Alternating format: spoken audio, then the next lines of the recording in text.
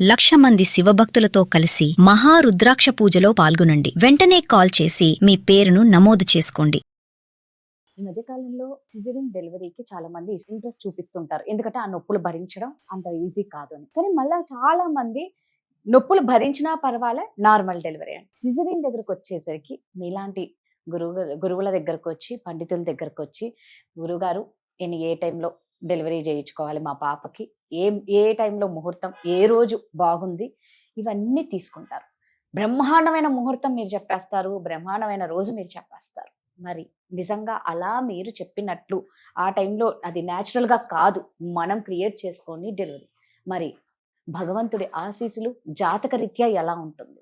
కరెక్టేనా ఇలా చేయడం? ఈ విషయంలో మనం ముఖ్యంగా గుర్తుపెట్టుకోవాల్సిన విషయం ఏంటయ్యా అంటే, జననము మరణం అనేది మన చేతిలో ఉండేది కాదు. జననాన్ని నువ్వు నిర్ణయించకూడదు, మరణాన్ని నువ్వు నిర్ణయించు. అలా నిర్ణయిస్తే ఏమవుతుంది? ప్రకృతి వైపరీత్యాలు దాపరిస్తాయి. ఎలాగా అంటే, ఇప్పుడు చాలా మంది అయ్యగారుల దగ్గరికి వెళ్తారు. ఓ డాక్టర్ గారు చూస్తారు, బాగోలేదు, 2 రోజుల్లో చేసేయాలి, కాబట్టి 2 రోజులను 3 రోజులను ఈ లోపు చేసేయాలి, ఈ టైం లోపు చేసేయాలి, మీకు ఏమన్నా నమ్మకం ఉంటే, అందరూ చెప్పరు, కొంతమంది మాత్రం ఏమంటారంటే మీరు ఎప్పుడు చేయమంటే అప్పుడు చేసేస్తాను నేను.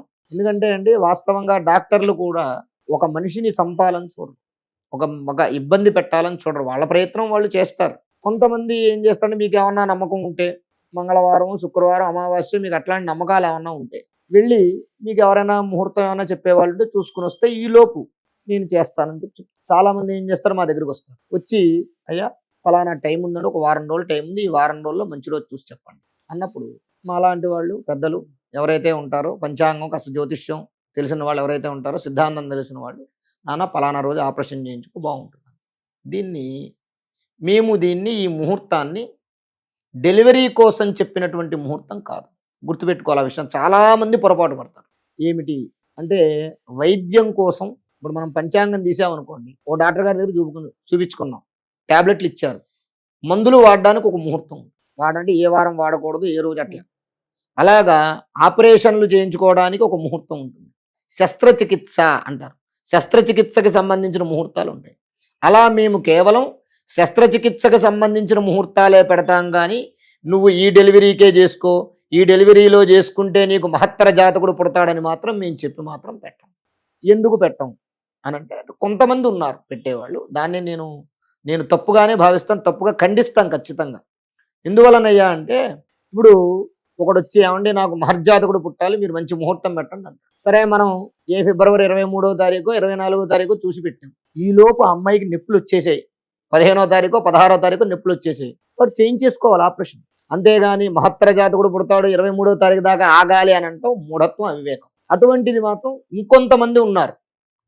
కొంతమంది ఏం చేస్తారంటే, మా వాళ్ళే 24 ఆపు, ఆపరేషన్లు ఇంజక్షన్ ఏదో చేస్తారు నొప్పులు రాకుండా అంటే, వాళ్ళే చెప్పేస్తారు, వాళ్ళే వచ్చి నొప్పులు వచ్చినా పర్వాలేదండి, ఇంజక్షన్ ఏదో చేస్తారు, ఇప్పుడు అంతా అయిపోయింది కదా, డాక్టర్లు ఎప్పుడు అనుకుంటే అప్పుడు చేస్తారు, వీళ్ళకేం తెలుసు వాళ్ళ బాధ. కావాలంటే నొప్పులు వస్తుంటే ఇంజక్షన్ చేసేస్తారు, డాక్టర్ నొప్పులు రాకుండా, వాళ్ళు ఏ రోజు నొప్పులు రావాలంటే ఆ రోజు చేస్తారు అనేటటువంటి అపోహకరమైనటువంటి, తెలియనటువంటి, అవివేకమైనటువంటి మాటలు, ఆలోచనలు వాళ్ళు చేసేసుకుని, ఇప్పుడు 23వ తారీఖు బ్రాహ్మణ ముహూర్తం పెట్టాడు అనుకోండి, ఆ రోజే డెలివరీ అవ్వాలన్న మూర్ఖత్వంతో ఉంటారు. ఎందుకు? వాడికి మహత్తర జాతకుడు పుట్టాలి. అది చాలా తప్పు. వాస్తవంగా చెప్పాలి అంటే అలాంటి వాడిని తీసుకెళ్లి జైల్లో పెట్టాలి. బ్రాహ్మడు నువ్వు ఆ రోజే చేసుకొని చెప్పకూడదు. ఒకవేళ వీడు ముహూర్తం దగ్గరికి నీ దగ్గరికి వచ్చాడు కాబట్టి నీ ధర్మంగా, నాన్న పలానా రోజు బాగుంది చేసుకో అని చెప్పాలి. కానీ డాక్టర్ గారు అత్యవసరం ఎప్పుడంటే అప్పుడు చేయించేసుకో, అదే ప్రధానం కాదని కూడా చెప్పాలి. అంతేగాని వాడు నేను 23వ తారీఖే చేస్తానని వాడు అనకూడదు, తండ్రి అనకూడదు, పిల్లాడి తండ్రి. అలాగే ఈ బ్రాహ్మడు కూడా నువ్వు 23వ తారీఖే చేయించుకో అని ఈయన కూడా సూచించకూడదు. ఖచ్చితంగా ఆ రోజే జరగాలి. అలా ఎవరైతే ఉంటారో వాళ్ళని తీసుకెళ్లి జైల్లో పెట్టాలి, కఠినమైన శిక్ష వేయాలి. ఎందుకు? దానివల్ల గర్భిణీ స్త్రీలు వ్యాధిగ్రస్తులు అయిపోతున్నారు. కొన్ని సందర్భాల్లో ఆపరేషన్ డెలివరీలు చేయడం వల్ల, ఈ ముహూర్తాల వల్ల, వాటి వల్ల ఆపరేషన్ డెలివరీలు చేయడం వల్ల, అంటే మూఢత్వంగా ఉన్నటువంటివి నేను చెప్పేది, అన్ని ముహూర్తాలని కాదు. ఇలా ఎవరైతే నాకు ఫలానా రోజే కావాలని భీష్మించు కూర్చున్నటువంటి వాటికి ఒక్కోసారి ప్రాణాపాయ స్థితి కలిగి తల్లో లేకపోతే పుట్టిన బిడ్డో మరణించేటటువంటి కేసులు నా దృష్టిలో చాలా ఉన్నాయి. ఆ కారణంగా మేమేం చెప్తామంటే, సాధ్యమైనంత వరకు ఎవ్వరూ కూడా నువ్వు ఫలానా రోజే చేసుకో, నీకు ఆ రోజే కలుగుతుంది ఖచ్చితంగా అని ఎవ్వరూ చెప్పరు. బుద్ధున్నవాడెవడు చెప్పడు. మొన్న ఈ మధ్య అంటే గత ఒక 3 ఏళ్ల క్రితం కేసీఆర్ గారి ప్రభుత్వంలో హరీష్ రావు గారు కలెక్టర్ల చేత ఒక మీటింగులు పెట్టించారు, అన్ని జిల్లాల్లోనూ పెట్టించారు. పెట్టించినప్పుడు డాక్టర్లని అలాగే బ్రాహ్మణుల్ని కూడా ఆయన దృష్టికి వెళ్ళినటువంటి విషయం ఏంటయ్యా అంటే ఇది, అయ్యగారులు ముహూర్తాలు పెట్టి ఈ ముహూర్తానికే ఆపరేషన్ చేయాలని అయ్యగారులు సూచించడం వల్ల వీళ్ళు ఆ టైంకి ఆపరేషన్ చేద్దామని ఆలస్యం చేయడం వల్ల తల్లికో పిల్లాడికో ఇబ్బంది కలుగుతోంది అనేటటువంటి విషయం ఆయన దృష్టికి వెళ్ళి ఇది మంచి పద్ధతి కాదని చెప్పి ఆయన మీటింగ్ పెట్టించారు. ఆ మీటింగ్లో కూడా మేము మాట్లాడాం, అయ్యా కేవలం పంచాంగాల్లో శస్త్రచికిత్సలకి మాత్రమే ముహూర్తాలు ఉంటాయి తప్ప మీరు ఈ రోజే చేసుకోండి అని బుద్ధున్నవాడు ఎవడు చెప్పడు, అలా చేసుకోకూడదు కూడా. ఇంకోటి కూడా ఏంటంటే మా భగవంతుడు ఇవ్వాలనుకున్నప్పుడు అనంతంగా ఇస్తాడు. ఇప్పుడు 10వ తారీఖు ఒక పిల్లవాడు పుట్టివాడు కోటీశ్వరుడు అవ్వాలని, వాడు మహర్జాతకుడు అవ్వాలి, వాడి రాజయోగం కలగాలనేటటువంటి వాడి యోగం ఉన్నవాడు ఉన్నాడు అనుకోండి, వీడు వెళ్ళి ఏమంటే నాకు లక్షాధికారి కావాలన్నాడు అనుకోండి, వాడు ఏ 9వ తారీఖు 8వ తారీఖు ముహూర్తం పెట్టి ఆ రోజు చేస్తే కోటీశ్వరుడు కాస్త లక్షాధికారి అయిపోతాడు, కోటీశ్వరుడు అవ్వడు. భగవంతుడు ఇచ్చింది ఏదైతే ఉంటుందో అదే శాశ్వతం తప్ప మనం కాల నిర్ణయం చేసి మనం పెట్టే ముహూర్తాలు శాశ్వతం కాదు. ఇవన్నీ ఆర్టిఫిషియలే. భగవంతుడు ఎప్పుడు పుట్టించాలో ఏం చేయాలో వాడికి తెలుసు, కాబట్టి ఆ ప్రకారంగానే జరుగుతుంది, ఆ ప్రకారంగానే జరగాలి తప్ప ఈ ముహూర్తాలు ఇవి అన్నీ కూడా ముహూర్తం దేనికి, శుభకార్యాలకు పెట్టుకోండి.